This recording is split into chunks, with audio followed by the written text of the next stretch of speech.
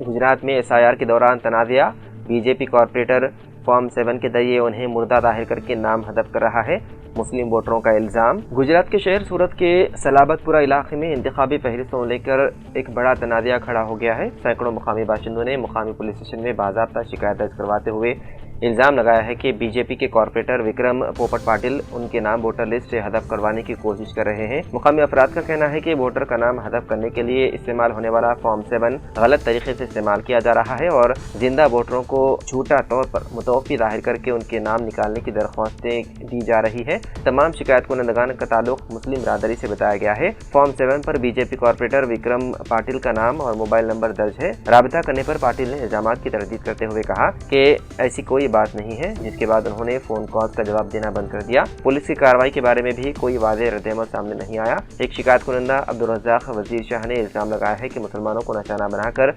जानबूझकर उनके वोट खत्म किए जा रहे हैं।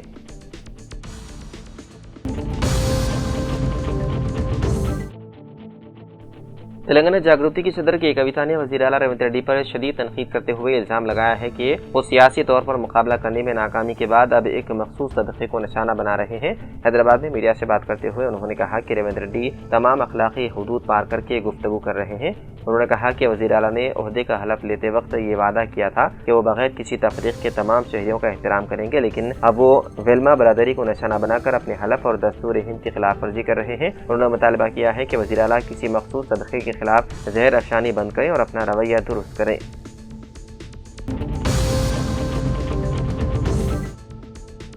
तेलंगाना में ग्रुप 1 जायदादों की तकर्रुर के अमल से मुताल्लिक़ गुज़िश्ता कुछ अरसे से जारी बेचैनी बिलाखिर आज ख़त्म हो गई। मुंतखब उम्मीदवारों को बड़ी राहत देते हुए तेलंगाना हाई कोर्ट की डिवीज़न बेंच ने आज अहम फैसला सुनाया। ग्रुप 1 तकर्रियों पर इससे कबल सिंगल बेंच की जानिब से आयद करदा हुक्म इल्तिवा को चीफ जस्टिस की सरबराही वाली बेंच ने मनसूख कर दिया।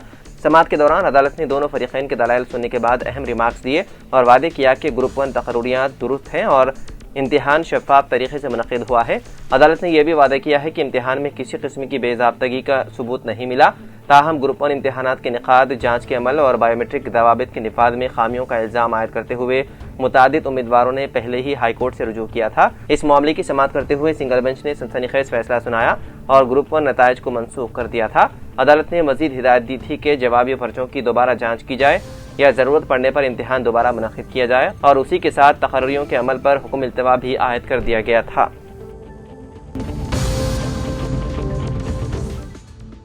3 साला बच्ची की जानिब से चॉकलेट मांगने पर उसकी मां उसे एक दुकान पर ले गई और चॉकलेट खरीद कर दिया। बच्ची ने जैसे ही चॉकलेट मुंह में रखा और दांत से कतरा और उसके मुंह में ही फट गया, जिसके नतीजे में बच्ची का जबड़ा फट गया। शदीद जख्मी हालत में बच्ची को फौरन अस्पताल ले जाया गया, जहां डॉक्टरों ने फटे हुए जबड़े का इलाज किया और टांके लगाए। डॉक्टरों के मुताबिक बच्ची अब सेहतियाब हो रही है। कि वाक़या राजस्थान के अलवर रोड पर वाक़े चौकी बास गाँव में पेश आया। बच्ची की माँ के मुताबिक उसने अपनी 3 साला बेटी अक्षु के लिए गाँव की ही एक किराना दुकान से चॉकलेट खरीदा था। बच्ची ने शौक से चॉकलेट मुंह में रखा तो वो अचानक फट गया, जिससे उसके होंठ और जबड़े बुरी तरह जख्मी हो गए। फौरी तौर पर उसे अलवर के खानगी अस्पताल मुंतकिल किया गया, जहाँ उसका इलाज किया गया। इस वक्त बच्ची आईसीयू में ज़ेर इलाज है।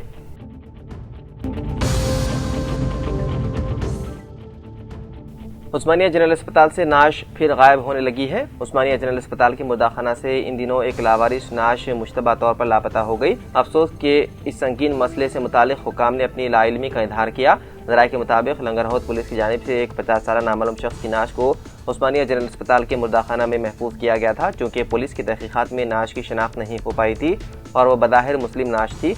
अक्सर वो बेशतर लावारिस मुस्लिम नाश को मजहबी तौर पर तरीक़े से आखिर रसूमात यानी कि तजहीज़ व तकफीन के अंजाम दही के लिए एक मुकर्ररा मुद्दत के बाद रोज़नामा सियासत के हवाले कर दिया जाता है। हॉस्पिटल के जिम्मेदारों से जब इस नाश से मुतालिक दरियाफ्त किया तो वो इससे लाइल्म थे और नाश मुबैना तौर पर गायब बताई गई है। लंगर हाउस पुलिस ने इस लावारिस नाश के मुतालिक तमाम कानूनी उमूर की तकमील के बाद सियासत के जनरल मैनेजर से दरख्वास्त की थी। जब जिम्मेदार अफराद ने उस्मानिया अस्पताल के मुर्दाखाना से तजहीज़ व तकफीन के लिए नाश हासिल करने पहुंचे तो नाश गायब हो गई और जिम्मेदारों की जानिब से इस लावारिस नाश से मुतालिक मुबैना तौर पर लाइल्मी का इजहार किया जा रहा है, जो तशवीश और ताज्जुब का सबब बना हुआ है। उस्मानिया जनरल अस्पताल के जिम्मेदारों और महकमे सेहत के आला हुक्काम को इस संगीन मसले का नोट लेने की जरूरत है।